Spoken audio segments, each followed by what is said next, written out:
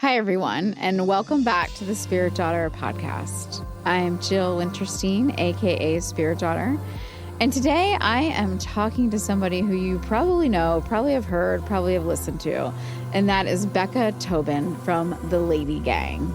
Becca has a son in Capricorn. She's married to a Leo, which of course we have to give Leo lots of spotlight on this podcast. And then we even explore talking about where Jupiter is lighting up her house, which all of us should always know what house Jupiter is lighting up. I can't wait for you to dive into this really fun episode with Becca and I as we talk about her natal chart and so many other things.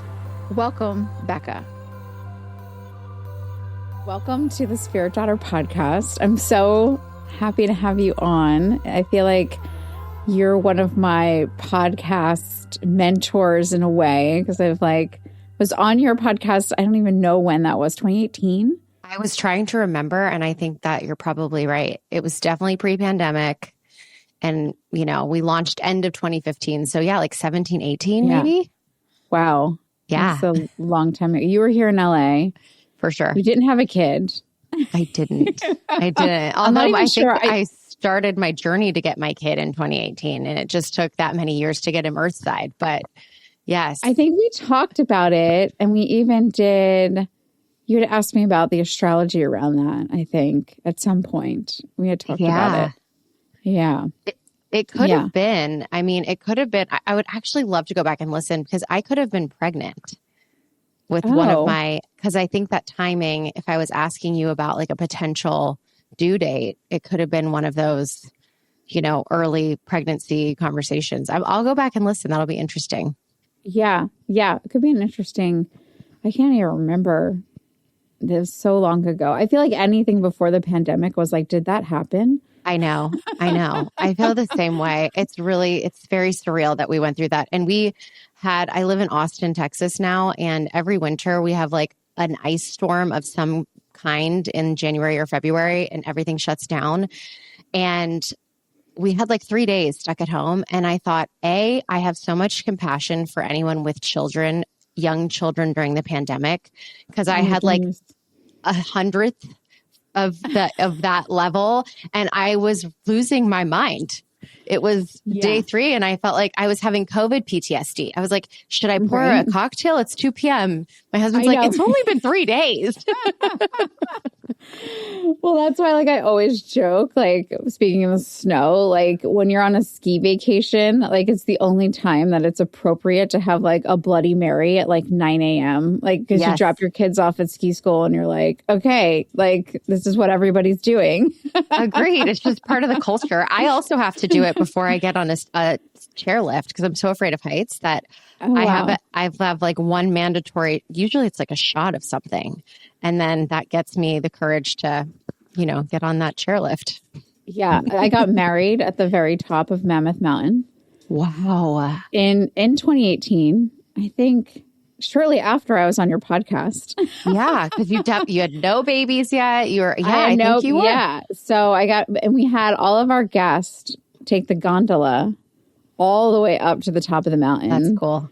And we were just we had a champagne bar at the bottom.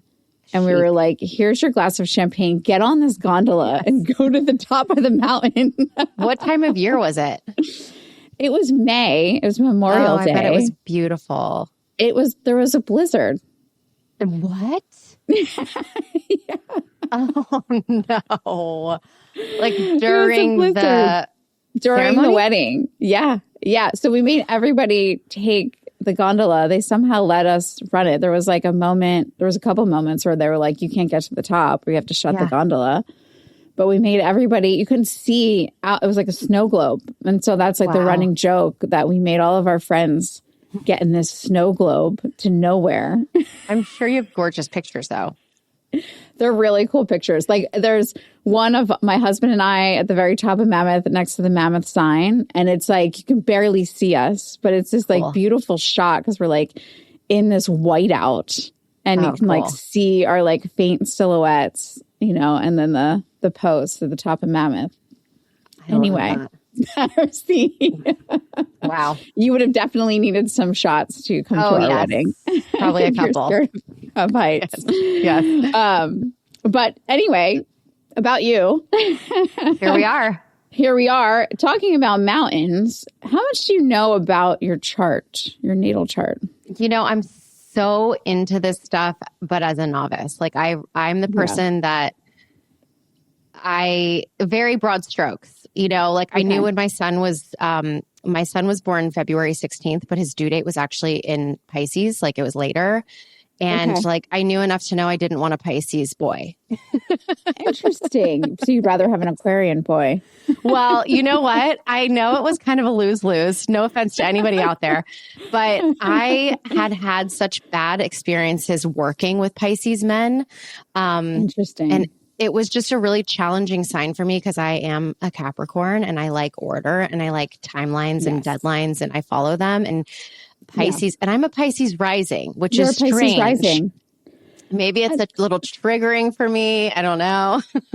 Yeah. I mean, your rising sign is like what you project out into the world. Yeah. But you have so much in Capricorn. You have your sun at 28 degrees, your Venus at 28 degrees. So your Venus and sun are conjunct in Capricorn. And then you have your Mercury as well in Capricorn. And so you have a lot of placements. And then those final degrees. So a sign is 30 degrees. So anytime we see like the sun landing at like 29 or 28 degrees, that's a mastery degree. And so you haven't come here to learn Capricorn lessons. You've come here to complete them. Oh. So it's very, very ingrained in you. It's not like somebody with a sun sign at like 2 degrees Capricorn, for instance. That's a different energy. So they've come in to really like learn and embody Capricorn. You're like ingrained. So that's what I said, talking about the mountain, like Capricorns, I always think of mountains. They're the sea goats. They can traverse any land, right? Mountain, sea, nothing stops them. They're determined. They're focused. They like deadlines. They hit deadlines. Like that is really part of you. You're not learning that this lifetime. That's ingrained in you already. It's here. Oh, that makes sense. Okay. But then you've got this Pisces rising. So it's a little bit of a conundrum. But what were you going to say? You heard something? I heard something recently just with the intensity of the Capricorn. I just turned 40 and I heard on another podcast, another Capricorn woman was saying Capricorns are one of the signs that actually get younger as they get older. Oh, like as far as like our youthful energy, and I feel that so deeply because I feel like the first 40 years of my life, it was like climbing that crazy mountain, and I can't ever have fun unless I feel like I've accomplished something. So I feel like, okay, I did accomplish a lot in the 40s. So like now I can have fun and feel free. And all my friends are getting really serious and turning into old ladies. So we're like, and I've always felt like an old lady, like even at 22. So it's like my favorite thing I had ever heard about my sign, because otherwise I'm like, oh, we're so boring and buttoned up and, I don't see him as boring. You're just, you're determined and I always say hire a Capricorn, which is maybe why you don't like working with Pisces. True. That's Pisces true. are like, what's a deadline? Yeah. Oh, yeah. Capricorn is like, it's right there in front of you. Get it together. Yes. Yeah. Oh, yeah. Rage.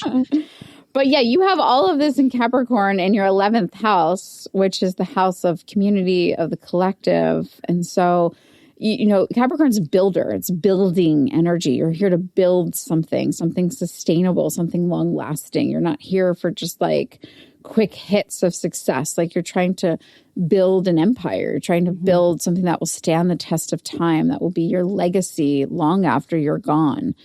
And in the 11th house, you're building for the community. And so it makes sense that you've ended up with Lady Gang and you've ended up, podcasting and doing all the things that you do, because that is like podcasting is so the collective, right? Because we're building these platforms and we're broadcasting out into the world to help shape it and change it. And you're very, very dedicated to that. Yeah. So that's why Lady Gang's probably been around for over 10 years. Do you feel like of the three of you, are you like are you the driver? Are you the one pushing the sled up the mountain? It's so interesting because I'm actually not. Kelty She's actually an Aquarius, Mm-hmm. which is, I remember that. Yeah. she is sort of like Aquarian in that like alien type of way, like my son. But she is the most driven person. And I actually really like to take the back seat. Like, I don't know if this is a Capricorn trait or not, but I really like my husband is the driver. Not like, I mean, it's not like he makes every decision. I really like when people take charge. I like to have my own like autonomy within those things, but I actually feel comfort when I am with someone that feels capable and I can kind of sit back and like, I don't know, relax a little bit. Relax. Yeah. Yeah. Relax. Because that's like my acting career was, 20 plus years of really, I mean, hitting every brick wall and continuing to just go, go, go, go, go.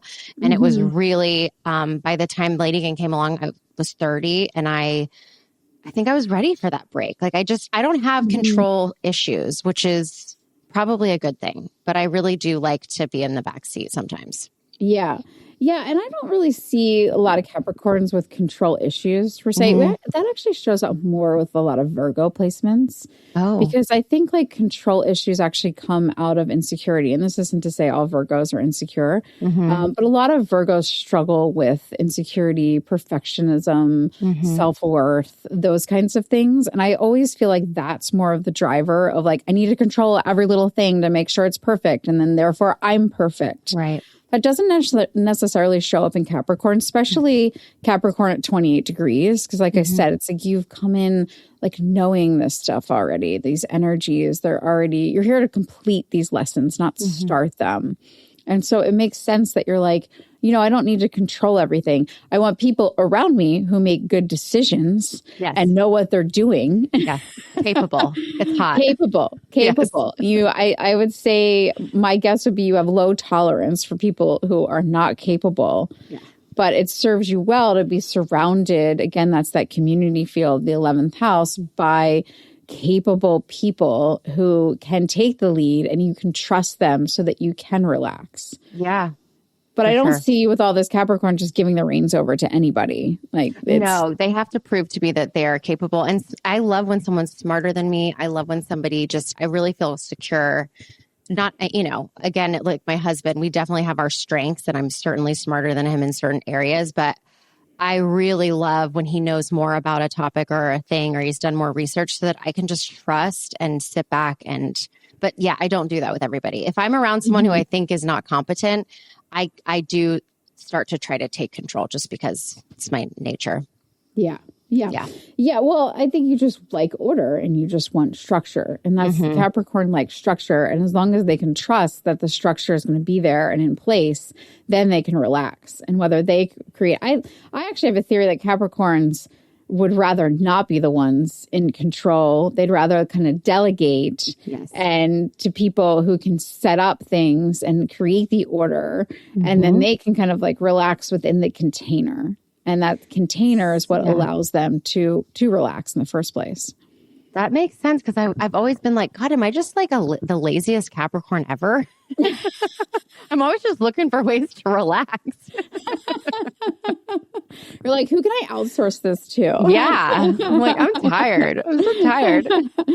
No, I always think like Capricorns make really great like CEOs or founders. And by that definition, they outsource, they delegate. Yeah. They like only do the things that only they can do, like absolutely only they can do. And everything else, they just surround themselves with people who are capable and who can put in systems in place and structures in place, and then they can relax. Like I know quite a few people who run businesses who are Capricorns, and they relax a lot. They vacation a lot, and they just have very capable people and very like tried and true systems around them and structures that can be executed on by people who can support them.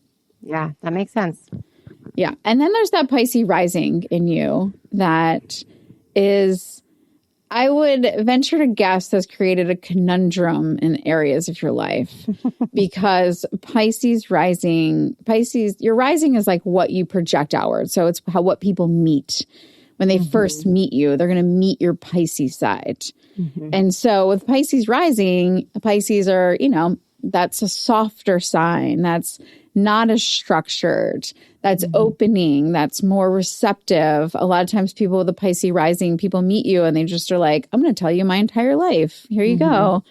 And, you know, so it's like you have this openness, this softness about you that people first meet. And then you have this like very serious steel, for lack of a better word, like underneath. And so you have all of this building practical energy wrapped in the soft Pisces energy.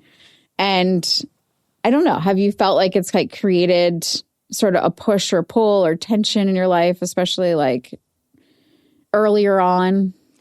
Yeah, I think that it's interesting because I've sort of had this thing where I really notice a lot of what side of me people bring out.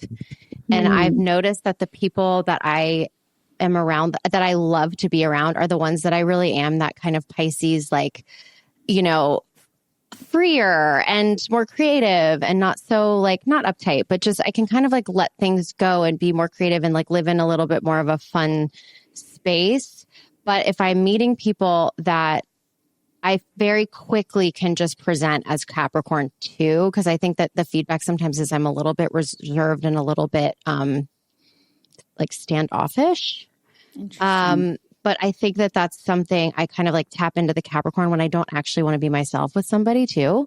Wow. Like it's, Okay. So that is like a very, it's interesting because I think that if you were to meet people that knew me from different aspects of my life or how close they are versus how, you know, just kind of periphery friends, I think you'd get two totally different descriptions of me. And when I was young, I kind of felt like a faker. I wasn't sure why I was so different with certain types of people. And it has started to make sense to me. Like as soon as I found out about the Pisces rising, because I know it's in there and it feels authentic when I'm acting in it.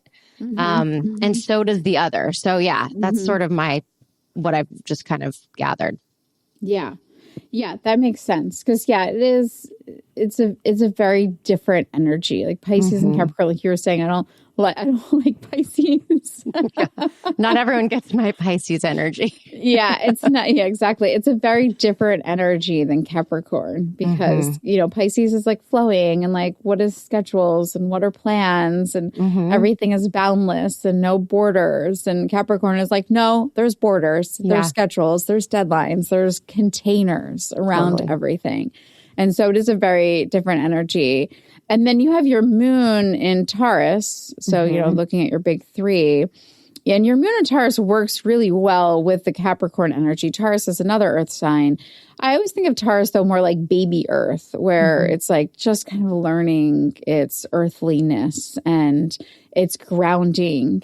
And for you, that's your emotional side. So that's your emotional needs, is that Taurus, is that earth, is that you need grounding in your life. You need comfort on an emotional level to feel held, to feel supported. You need peace. And that really works well with all of this Capricorn energy to help you actually like balance between like working too much. And that Taurus moon comes up and says, let's rest. Let's find some comfort. Let's get some cozy sheets and lay in them because that's what I need right now. I always think of Taurus as our, you know, our 800 thread count Egyptian cotton sheets sign. So true. But it's like there's that need within you to need peace in your life, which is actually part of even a larger theme of your chart. But you're really here to learn peace and learn how to give yourself peace and create a peaceful life out of chaos. Wow. Okay. Yeah. That makes sense. I have so many Taurus women, like people with Taurus sun, in my life. Like like half a dozen of my closest girlfriends are, or my sister, mom, grandmother, two of my best friends are Taurus.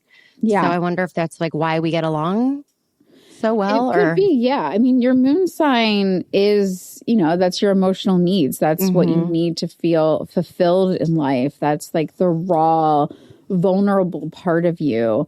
Your moon is often the part that you don't let anybody see except for the closest people to you. And so a lot of times we do attract people who understand that energy because we don't have to explain it to them. Because when something's like so deep within us and something is so vulnerable and so intimate, we don't want to have to explain it. Sometimes we can't even explain it. Right. And so it would make sense that you attract people who just like innately understand that energy and get that energy within you, and then are able to like show up and give you the comfort and the peace that you ultimately really need in this lifetime.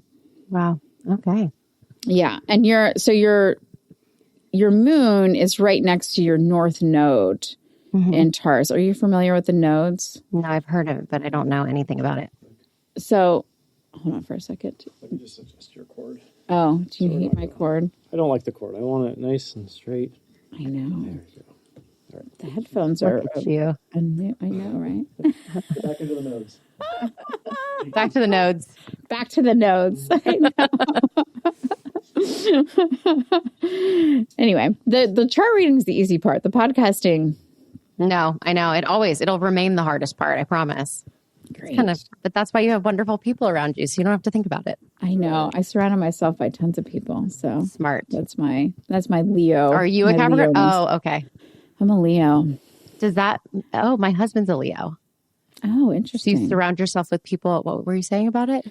Well, kind of like the Capricorn, the Leo-ness, because Leos are like the leader. Yes. And so I think in order to really like step into true leadership, again, like we were talking about, like the CEO, you need capable, competent people around you. Yeah. But Leos tend not to let go of the reins so easily. No. Hence my dynamic with my husband. It's so true. And I love that because I don't want the reins usually. Yeah. Yeah. Leos are less likely to let go of control. Yeah. Yeah, they really are. You guys must be exhausted. Yes. I'm also married to a Leo. So Are you? Wow. Is that a compatible, like? It was fine until we had kids, and we're still fine. We're not like headed towards divorce court anytime soon. Right. But we got along really, really well. And everybody was like, how are two Leos together? And like, for some reason, it really, like, he is, like, I get everything about him immediately. And I think that's one of the things about Leos. I don't know if your husband has a lot of Leo friends, but I found that Leos attract Leos. Like, our closest friends are Leos. Like, we just get each other. We're just like, oh, I understand exactly who you are. And I love myself, so I must like you too. Interesting. Yeah. So in that regard, we understand each other like through and through. Like there's nothing he does that I'm like, what are you doing? I'm like, oh, I know exactly what you're doing, But when it comes to parenting, because you're a parent, we really we both think we know what we're doing. Right. And really, neither of us know what we're doing. Right. Who does? No one. No one. We just all listen to Dr. Becky podcast, Oh my gosh. She saved my life the other night. I downloaded her app in a moment of desperation and I tried one trick and it worked. I was like, wow, she's a wizard. Dude, she will change your life. I feel like I mention her all the time. Like I'm early into podcasting and I keep mentioning Dr. Becky. So maybe one day she'll hear this and I'll read her chart. That would be great. But I highly recommend her and her app. She has saved me. And now I use the AI all the time. I have my mom on it so that when my mom babysits my kids, instead of like texting me, like somebody's having a tantrum, what do I do? I'm like, ask Dr. Becky's AI. Incredible. Wow. Wow, that's a great idea. So in any event. Wonderful. My mom will be downloading it in 30 minutes. Yeah, exactly. But yeah, so my husband and I have to watch like parenting workshops together. And that's like our form of marriage therapy, because Leos always think we know what we're doing. We have this like overconfidence where we're like, yeah, of course I know what I'm doing. Like, oh, this is so familiar. But then I feel like even when you don't, you somehow do. Like, it's like this crazy belief in yourself that I want to wake up with one day, because I am like, there's not one thing. I don't think my husband has ever expressed to me anything along the lines of, I don't know if I can do this, or I don't know if I can handle this, or I don't know if I know enough about this. It's just never a question. And that's my like every subtext to everything I say is like, I don't think I know what this is. Yeah. That's wise. That's called wisdom. Well, Leos are... or laziness, because I don't want to get good at it. Like, don't get good at the shitty jobs, you know? No, I think Leos are, that saying, like, fake it till you make it. Yes. I think it came from a Leo or somebody watching a Leo, because we're just like, yeah, of course we can do it. And like, we literally have absolutely no idea. I love it. What we're doing. That's so good. We're just like, yeah, of course I could do that. We'll figure it out. And there is that like self-belief, but it does show up with the parenting, you know, because parenting is so hard and nobody knows what they're doing. And when you have two people who think they know what they're doing, then you get a clash. Oh, yeah. So, yeah. How does your son, who's an Aquarius, interact with your husband, who's a Leo, because they're opposing? Oh, my gosh. I can already see like the teenage years being very challenging. Obviously, you know, my son's going to be 4. They have a crazy spark together, like in a great way. Like for the first probably 2.5 years of my son's life, he really preferred my husband. They were just very drawn to each other. I mean, my husband's obsessed with this child, like in the most beautiful way. But now that he's kind of getting into those older toddler years, they are definitely, the challenge from each of them, like it's going to be interesting, because my son is a very defiant. Like he wants to do things on his timeline. He does not. It's very hard to. All my friends are like, what about a star chart? I'm like, this kid would literally rip a star chart off the wall and laugh in my face. Yeah. Star charts don't work for everybody. No, I've tried. And like the bribery or the taking something away that he wants or the putting him in his room by himself. Like, it's like, he is so strong. Like he's so headstrong and so defiant that my husband, obviously, that's a challenging dynamic. Yeah. Is that an Aquarian thing, to be very strong-willed like that? It can be. My son's a Leo and he's like that as well. So it could be that, because Aquarius and Leo are opposing, but all opposing signs are basically the same sides opposing sides of the same coin. So they're very, very similar. Leo and Aquarius are very similar, even though they're opposing. Pisces and Virgo, very similar. Capricorn and Cancer, believe it or not, very, very similar, even though they're opposing. And nobody would be like, oh, Capricorn, Cancer, wow, they're so similar. Right. But they are. If you get to like the core of the energy, Leo and Aquarius, though, I think you can see the similarities, because there's so much about leadership. There's so much about unique truth, speaking their mind, speaking their power, standing in their power. And so you could see how, you know, as a parent and a child, that can clash. And I always say, like, my son, my 6-year-old, is a Leo. And I'm like, man, he'd make a great CEO or lawyer. But like a 6-year-old, not fun, you know? And like, we tried that, like taking things away. And he's just like, fine, I don't care. And you're like, how does this work for other people? I don't understand. I mean, I could take our dog and hold her over the trash can. He loves her dearly. He'd be like, I dare you. I dare you. Yeah. I dare you. Call your bluff, Mom. I mean, it's wild. It's wild. Yeah. But that sounds like a lot of Aquarian. And I mean, Aquarians are the rebels. So yeah, that tracks. That tracks. And I did always very different.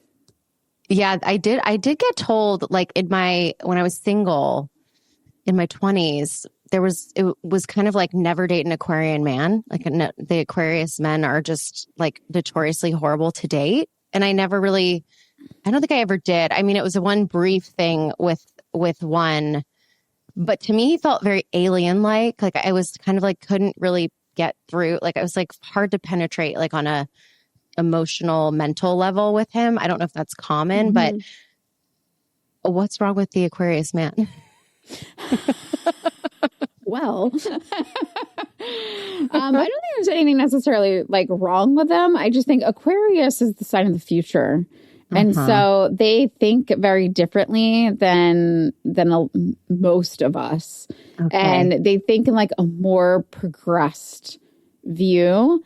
And, you know, in terms of like a kid, you know, you might be seeing like a future generation where certain things and like paradigms that we're doing now, like may not make sense to your kid because he's like, wait, why do we do it this way? Like, this doesn't make sense. And maybe he doesn't have the words for that, but you can see how that grows into a more mature adult where it's like Aquarians are always like challenging the status quo. They have unique visions. They even like relationships. They're like, wait, why do we have to like get married and live together in the same house? You know, like why can't we do it this way or do it that way? Like a lot of Aquarians I know, men or women, like they have the most unique relationships or like they live in different countries or they only see each other for like 3 weeks every quarter and it like works for them, you know, because they have this like different view of relationships or different view of like traditional paradigms. So they're always questioning the status quo. And so you can see how that plays out in a relationship in your 20s. And then also like with your son and like, what is this reward chart? This is so archaic. You know? This makes so much sense. Yes. Okay. So why should I care? Really, yeah. Okay. This is making sense. Yeah. Yeah, Aquarians like to break rules. It's interesting because it's a very complex sign in that they are the sign of the collective and the community. And so they live within the community, but they're there to break certain rules to evolve the community forward. So they live within the confines and the container of society until they feel the need to reshape it and break the container. Okay. In various ways. And you can see this like play out, like Oprah's an Aquarius, right? She challenged the status quo of so many things early on in her career. And she really like evolved things forward on so many levels and in so many different playing fields. And so you can like look to, you know, Aquarians to see the future in a lot of ways, which makes them amazing people. They're hard to parent and they're hard to date. Cool. Oh, Lord. I think Leos are slightly easier to date than Aquarians. So you just got that going for you. That's true. Yeah. My husband's quite traditional. So it's like, you know. Yeah. Leos can be traditional. They're fixed. You know, they love the same restaurant over and over again. They usually are great gift givers. You know, they're loyal to the core. They like love, like what you're saying about their relationship in the, you know, early years. And, you know, they'll work it out. Leos and Aquarius always work it out. But yeah, they're loyal. Good. They're loyal to the core. So good. That's the good thing about Leos. All the drama and all the thinking they know everything. That's true. I can say this because I'm a Leo. I'm like, people are like, you're always trashing Leos. I'm like, because I am one and I live with two. So I am very well versed in Leos. What is your other sun sign? A Cancer. Oh, thank goodness. I love a Cancer man. My dad is a Cancer. My best friend's husband is a Cancer. Like, I do. I really have like a soft spot. They're so sensitive, but so like you would never know it. It's so interesting. Like, yeah. He's sensitive. He's only 3. He's 3.5, and he's so emotionally intelligent. Like I can't. And I don't know if it's because he's heard us say every Dr. Becky script to our older one imaginable, you know, like 2 things are true. And right.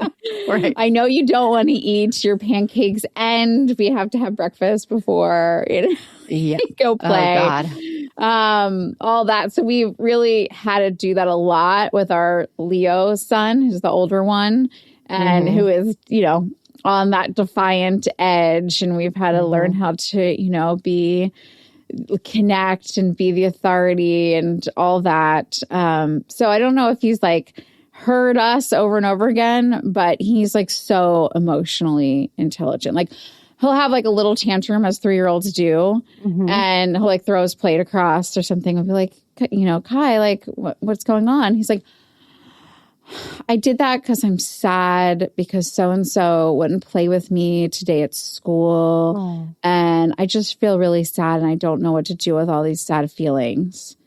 And I'm like, you are like, whereas my older one at 3.5 would have just thrown more plates. You know? Yeah. And then I'd be like, you need to pick that up. Yeah, exactly. Yeah. I do feel like my dad and my best friend's husband, I'm like, if I could go back in time and like parent them, they both have so much emotion and they've never been trained on how to like just express it. So they're so bottled up. So I bet you like the Cancers of this generation where you're actually like talking about feelings and it feels okay to talk about feelings is going to be so good for those kids. Yeah. Because they have a lot of feelings. Yeah. And so they need a lot of tools to help deal with those feelings, you know, and as long as, I mean, we have the tools to give them now, but, you know, in previous generations, like my parents didn't listen to Dr. Becky workshops or anything like that. So, you know, they didn't have them. And I think Cancer men are very different than Cancer women just because Cancer men, I think, early on in previous generations that those emotions got suppressed because like they were told like, oh, don't cry, you know, that kind of thing. And now we're not doing that to our boys anymore. So I think that's really great. Yeah. Whereas Cancer women, a lot of times, like they just end up mothering and taking care of everybody. Like everybody I know who's like our age and was a Cancer woman, like they just like, I'm like, you don't need to take care of anybody. Like just stop, like take care of yourself, you know? So there's a message for all the Cancer sun sign women out there. Stop, take care of yourself. Stop taking care of everybody else. Oh, God. Good message. Yeah, but I think like having the words and all the emotional language for people that we're giving to our kids now is going to be so good for all the water signs because they're all really emotionally intense. Cancer, Scorpio, Pisces, you know, they're so emotionally intense. And they need tools. They need a lot of tools. So, yeah. But let's dive into, lunar nodes. So the lunar nodes, you have a north node and a south node. I always like to look at these in the chart because this is really what we came into this world with and where we're headed, the lessons we're here to integrate. So south node is what you came in already knowing. You probably were, your south node in Scorpio, you probably were a Scorpio sun sign in one of your previous lives. So you came into this world knowing Scorpio, which is transformation, which is chaos, which is drama, which is cycles of like death, rebirth. You know, it's that phoenix, like rising out of the fire and then like burns it all down again so it can rise again and burns it all down. It's this like ongoing, never ending cycle of transformation. And I'm speaking really to like the more lower side because they say with the south node, we come in knowing and almost attached in a comfort zone sort of way to the lower side of Scorpio. And so you have Scorpio sitting here in the 8th house, which the 8th house is the house of transformation, of personal growth. And it's right next to your Pluto, which is also in Scorpio, which is the planet of transformation. And you also have your Mars here too as well. That's like another piece of this puzzle. So you've come into this world knowing, gravitating towards creating chaos, especially in your early years. I would imagine your 20s were a wild time because that's where this energy like really shows up, like just this chaos. And these Scorpio can bring in like really, really hard and challenging circumstances where it's like, I don't know how the hell I'm getting through this, but I'm going to get through it. I'm going to be a different person on the other side. And there's that transformation piece. So you've come in with that energy. And I always see the South Node really play out in our teenage years and our 20s. And then we figure it out and we start to gravitate towards our North Node. And And your north node is Taurus right next to your moon in your second house. And so a Taurus north node is really about creating peace, creating comfort. It's like, okay, I get the chaos. I get the transformation. I get the wisdom even that comes out of that chaos. But this lifetime is about me finding peace. It's about creating containers of emotional safety, of feeling peace, of making decisions that may not feel comfortable in that they're out of my normal comfort zone, but they create a peaceful environment for me to ultimately thrive in. Mm-hmm. So I don't know if that resonates, but that's your life path there. Oh, gosh. That's actually very enlightening. I love Scorpios. I wonder if it's because of that. Is it South Node? Lower? South Node. It's South Node. It's, you know, the energy. You know it super well. Yeah, I know it super well. And I mean, I observe it like grateful that I don't operate in that way, but I just am very like, I understand it. Like I really understand it so deeply, and I understand them so deeply. And the Taurus, it makes sense. So this means that I should not do a reality show, right? Are you planning on one? Potentially. Didn't you do one? Did you? So we did one, right?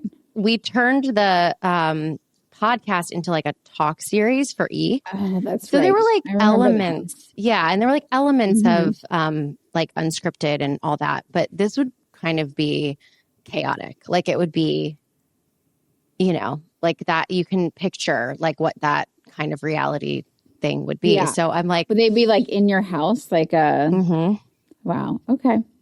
Yeah. Yeah. Yeah. Okay. That could feel chaotic. Okay. Yeah. You want your home to be peaceful. Okay. And if they could do it in a way that preserved your peace and sanity and the sanctuary of your home, which your home is your sanctuary. So if you could have that be maintained, then it would be okay. But I could have the chaos out in the world. Well, it'd be better to just not have the chaos. Just not have the chaos. Okay, this is good to know. It's really helpful. They're going to be like, Spirit Daughter killed the reality show. No, I actually know, because it's like we're in the in-between, right? And it's like, it's been like, you know, a little less than a year of sort of like this development thing. And I actually have felt so safe in just knowing that it's going if it's meant to go. Like I have a lot of faith. And so I actually have felt very deeply that it's not going to happen. And I actually am thinking it's for like my best interest type of a thing. Yeah. You know, like the longer the time goes on, I'm like, I think I'm being protected and I'm asking for that. Like, I don't want to mess with the, you know. Yeah. I think for you, that chaos is attractive, and like the chaos that something like that could create in your life is attractive, and it might even feel like a comfort zone. Like it's known territory. Yeah. And it might even feel like exhilarating on some level. But really, like your moon in Taurus and the north node in Taurus is like, let's have a nice, peaceful existence that allows you to really take care of yourself, that does create those containers of emotional safety, that feels good to you. That's why, like, in your home, you want to really have that more than otherwise. Like, it's different if you were just being filmed in studio or something like that, you know? Yeah. But I wouldn't mess with the sanctuary of your home. Okay. Good to know. Because Tauruses need their home. They need the aesthetic. They need the order. They need the soothing colors. Like if you ever go into like a Taurus sun sign home, it's like just so relaxing, and like it's so true. The fabrics, like the velvet and the textures and the drapes and everything just feels like so comforting. And you need that. Like your moon needs that. Your north node needs to understand that that's what you need.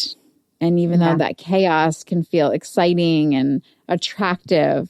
It's kind of like being attracted to the wrong guy. Yeah. Okay. Not that you are, because you're in a stable marriage to a Leo, which obviously is amazing. Incredible. I think that man is probably the entertainment business. Exactly. Where it's that's like, my chaos. That boy, he shows up on his bike and, you know, not to the stereotype guys who drive motorcycles, but you know, the vibe.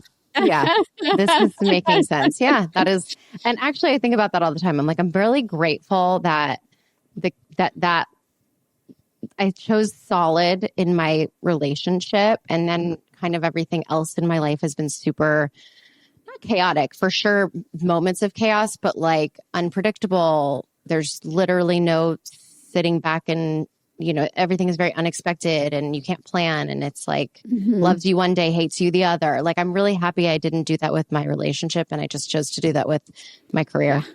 Yeah. And then your relationship can hold things for you. Yeah. Your relationship can like be there to help you walk through all the fire of your career. But your career is always going to be super important to you because of all of that Capricorn. Like, you have to have a career. You know, I haven't met one Capricorn that can just be like, really? I'm not going to do much with my life. Yeah. Okay. And sometimes it's like their kids take on their life's work, which that's a whole nother conversation. But yeah, like you know, that is part, because Capricorn, you know, we're talking about life's work here, not just career, legacy, reputation. But there's probably not many Capricorns you find just like hanging out on the beach in Bali, not doing anything, you know. They may want to. Yeah. But I do want to. I'm like, could I be the second Capricorn you know that doesn't want to do anything? But also, I like the 800 thread count sheets, so I'm going to have to keep working, you know? Exactly. Yeah. I like the finer things. Yeah. That moon in Taurus. And Capricorns, I find, they will like the finer things. Not as much as Taurus. Like, Taurus are like, give me the finer things in life. Leos, give me the finer things in life. They're very much about it. My friends call my husband the Duke. The Duke. They're like, is this going to be okay for the Duke? Is this restaurant going to be acceptable for the Duke?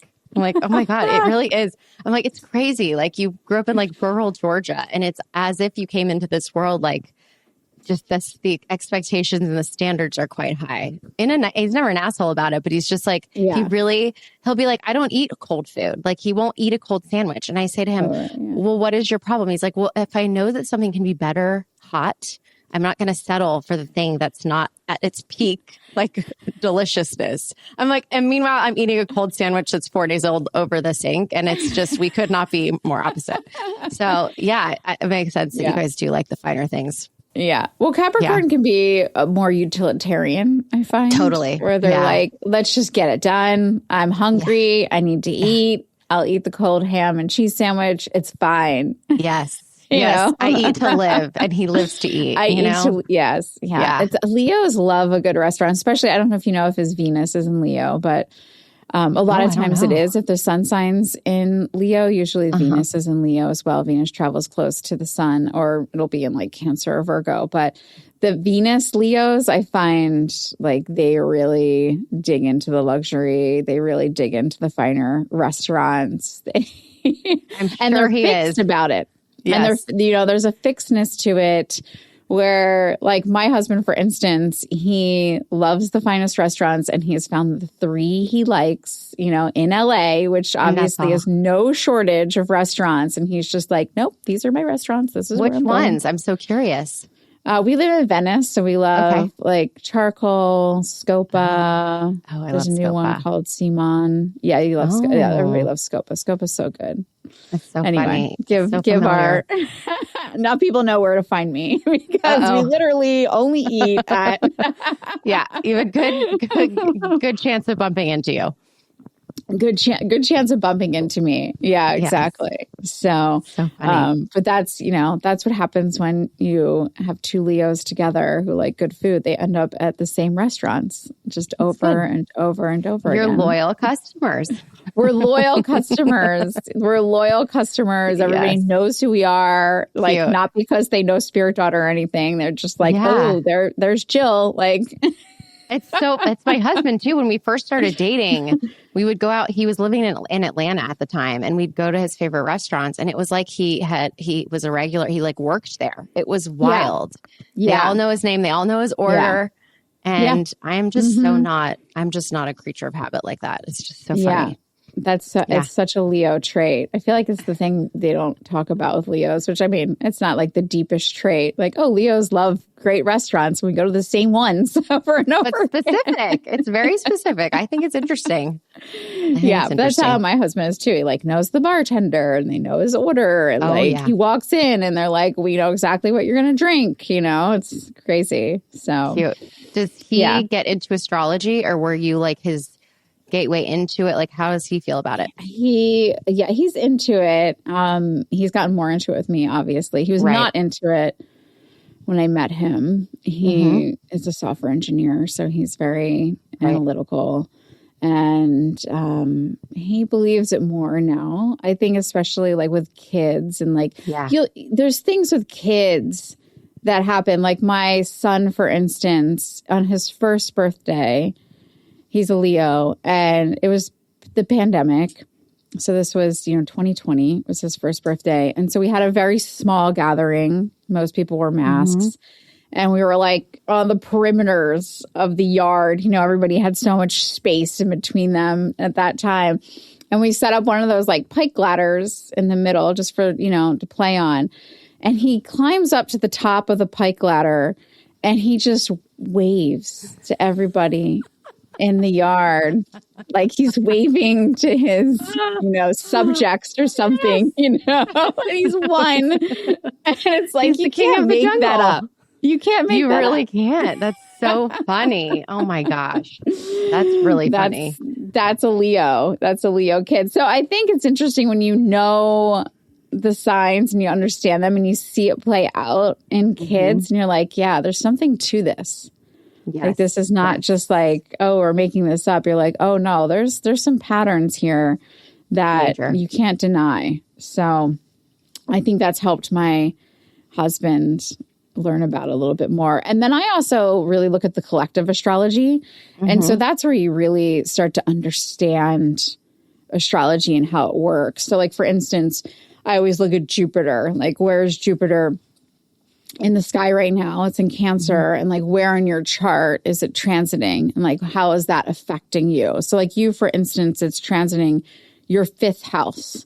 And so it's going to be transiting your fifth house really for the rest of the year and into next year, because it'll stay in your fifth house even when it moves into Leo. And so that's really lighting up your creativity, your joy, your play right now. And so I like to look at it that way. And so you get into this like deeper level of astrology, which starts to make even more sense than just a natal chart. So it's like one thing to be like, oh, you have all this Capricorn and all this energy in your nodes. But then it's also like, okay, so this is your year to really deep dive into your creativity, maybe even come up with a creative process. You're being expanded in this area of your life. It's also the house of children. So I don't know if you're having a second kid, but sometimes that happens too when Jupiter transits our fifth house, or even thinking about that. But it's this explosion of creativity and creating a child as a form of creativity. But so this next year for you is about new creative adventures and being expanded by them. Interesting. But not a reality show, apparently. Good to know. Yeah, we're trying to have a second baby. So that makes perfect sense. Yeah. Wow. Yeah. Okay. Yeah. So, the astrology would actually say it's a great time to do that. Good. Okay. So you are supported by Jupiter in your fifth house and trying to have a second child. Now, is there any sun sign that is a terrible match for my husband and I?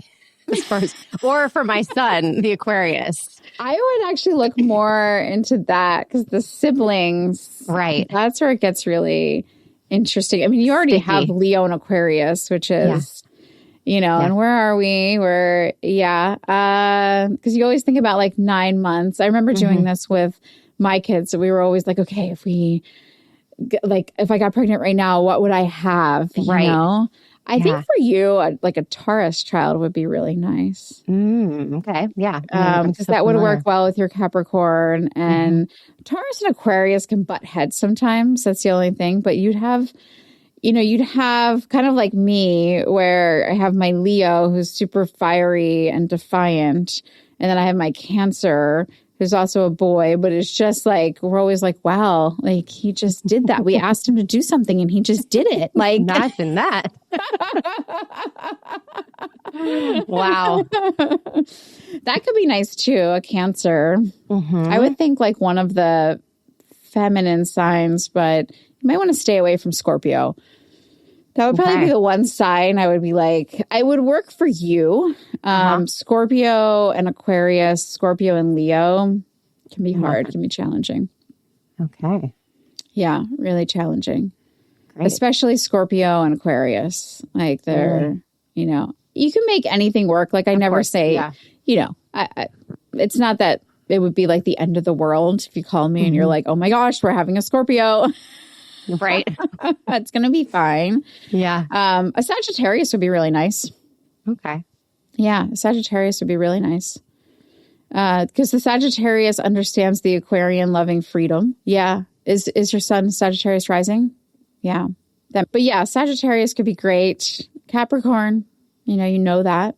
You know that really well. Capricorns can deal with anything. So whenever in doubt, just throw a Capricorn in the mix. They'll figure it out. Good to know. Okay. Good to know. But yeah, if you do find out, we can do a little family reading. Great. Part two. How is this going to go into the mix? But you're definitely supported in expanding, in the realm of children, because Jupiter's transiting your 5th house. So it is the time, to expand your creative endeavors, which creating a child is, a creative endeavor. Totally. But I'm really leaning against the reality show for you now. Okay, I am too. Sorry, whoever was on that production. Sorry, everyone. It's been sorry, canceled. Everyone. Before it got greenlit, it's canceled. Yeah, no, it makes sense. The peace part is really interesting because it is something I'm always sort of seeking out, and like even moving from LA to Austin, and we live in a really quiet neighborhood surrounded by our closest friends. Like I'm keeping my circle very small. And I do find when it's like I start to expand the circle and like get into other friendships, it starts to get a little bit chaotic. And I am very uncomfortable in those. So I find myself kind of coming back to myself in this little tiny circle often because it feels right. Yeah. And I think that's like the big takeaway. One of them from your chart is to gravitate towards peace and to understand when you are falling back into that attachment pattern or comfort zone of chaos.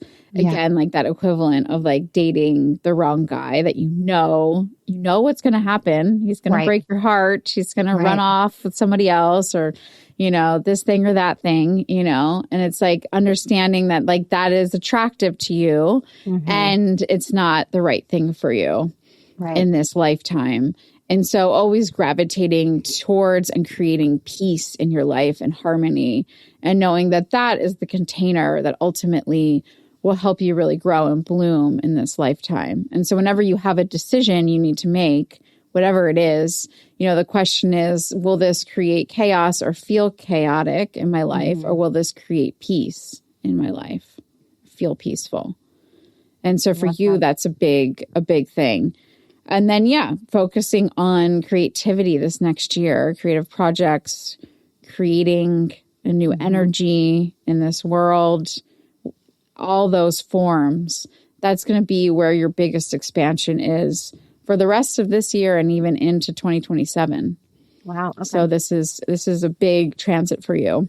Great. Because Jupiter is going to be in your 5th house. And then we are looking at an Aries season. So Aries season is a time of reinvention for you. And so it is a time because Aries is you have Pisces on your ascendant, but then you quickly go into Aries in your first house. And so Aries is this time for you to reinvent yourself, to say, okay, who am I? How am I defining myself? How am I putting myself out into the world?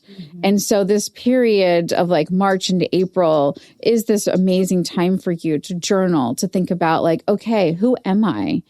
Who do I want to be in this next phase of my life, in this next year of my life?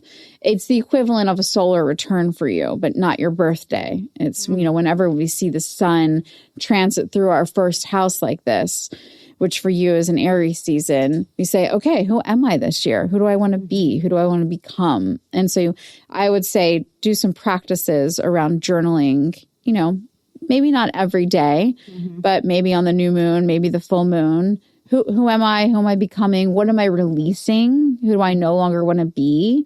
What am I carrying that I don't want to carry forward? What am I known for right now? And how do I want to be known to the collective, to the world? And where do I want to place my focus and my passions during this time? Okay. Yeah. So and maybe it's on becoming a mother again. Yeah. That's a whole new identity, being a mother of two. Ah. Being a mother changes our identity. Being a mother of two is a totally different story. A whole nother world. Oh, gosh. It can't be any harder than the first one, right? Don't say that. Knock on wood. Stock up on that Dr. Becky. I mean, I have a membership subscription or whatever you call it. She's saving my life lately. Yeah. And listen to the siblings part, all the siblings workshop. Yeah. Because it's really important how you set it up, even just like the parameters and the container around a sibling. And there's just some like things we do that are habits with siblings and like you're just not supposed to do. Oh God. Even just like, they want you to read them a book and you're like, after I'm done feeding the baby. And it's like, you never blame the baby. Oh. Ever. Okay. You say like, I'll do that in 5 minutes. Well, maybe that's why he hates our dog at times. He has a love-hate with her. But I do feel like at the time, I was like, we weren't sure if we're going to try for another. And I was like, well, he has a sibling and it's Barbara, our dog. And like, maybe he had so much animosity because I would say things like, well, I have to feed Barbara. I have to let Barbara out. Yes. Hold on. I'll be right there. There you go. So start practicing with the dog. Shoot. Oh, Becky, Dr. I'll Becky. do it in 5 minutes instead of after I do this smart. For the dog. How old was your son when your second was born? 3. Okay. 3. He was 3. He was excited? just 3. So they're almost exactly 3 years apart. So yeah. He actually, my youngest was 1 month when my oldest turned 3. So was he they were excited? 3. So he really understood what was happening and he was mad about it. He was not happy. It took a long time. Oh, shoot. But I could just call me. I will. I'll give you all the downloads on that. It's beautiful now. They get along great. They have a wonderful relationship. We're happy we have 2. It was hard in the beginning. I'm sure. Yeah. Yeah. I think a lot of people say that. What is easy, right? And then there's those people who have 3 or 4 kids. I'm like, what are you doing? Not a chance. I mean, I pray every night. I'm like, if we do get this second pregnancy, please don't let this egg split. Like, please don't let this egg split. I love twins, but I could only have had them if it was the first go around. Anything more than 2 children to me just seems so, I just don't have whatever that gene is, that like super mom gene. I get overwhelmed so easily with parenting. Like even my husband has a much easier time. Like from the day my son was born, like he just was never overwhelmed by it all. And I just was like, it was strange. It threw me off kilter so much. Yeah. Yeah. I think too, it's our nervous system. Like I think women were just like wired differently. And then if you have a son who has a lot of big emotions, like you feel that. Like you're going to feel that more because you're connected. And your husband's connected to him too, but you're connected in a different way. Like he's an extension of you, especially when they're little. They're like, they are you are them. And so sometimes when my son's having like a huge emotional outburst, even at 6, I'm like, is this really how I feel inside? And he's just like, like emoting Expressing. it for me. I know. Oh my gosh. It's such a mind fuck. Exactly. But it's awesome. It's really awesome. It's awesome. Yeah. Parenting is awesome. Highly recommend. And also the hardest thing you'll ever do. But you're a Capricorn, so you can do hard things. I can do hard things. Yes. That's true. And your husband, the Leo, will figure it all out. At least he'll say he will. There you go. And even if he doesn't, he'll make me think he did. So you know what I mean? It's just, I never have to doubt it. Yeah. It's great. It's great. Well, it was so great talking to you and going through your chart and just connecting after all these years. Tell everybody where they can find you so they can listen to you all the time. Yeah, it's the Lady Gang podcast. And I was thinking that we need to have you on. We're 10 years too late for this, but it would be so interesting to hear about like the three of us and how our signs all kind of like, actually, it's probably even better now because we really do know our dynamics so thoroughly. But would you come on and do this for us three? Okay. I would love to come on and do that. Okay. For you three. Well, we'll we could have talk you about come your on. dynamics and how you all. I'll be like, oh no, you should never know. You guys are great We need together. that. I mean, we've really, there is something though, like there is some special sauce because for three women to run a business for 10 years and the business is so personal and we share everything about ourselves for it to have lasted this long. And also we've never had like a massive fight. There's got to be something literally written in the stars as to why that's the case. Yeah. I mean, we still want to murder each other in like certain moments and like, you know, the normal like sisters, but yeah, that'd be really interesting. So yeah, the Lady Gang podcast is where anybody can listen. And that's kind of it. I'm at Becca on Instagram. I'm doing nothing too exciting over there, but that's where I am. Okay. Awesome. Yeah. Well, thank you so much for coming on. It was so great to connect with you. And I can't wait to be on the Lady Gang again. Yes, we'll do it. Thank you so much for listening today. I hope this episode sparked something within you. Maybe a new way of seeing yourself or a question worth sitting with, or maybe it just helped you remember your power. And if this episode resonated, I'd love for you to share it with a friend who might need to hear it too. And if you haven't already, hit subscribe so that you never miss a cosmic download. You can find me always on Instagram at Spirit Daughter for weekly astro insights and behind the scenes moments. And if you want to dive even deeper, show notes and resources are available at spiritdaughter.com. Until next time, trust your timing, trust yourself, honor your path, and remember, the stars don't dictate your future, they illuminate it. See you soon.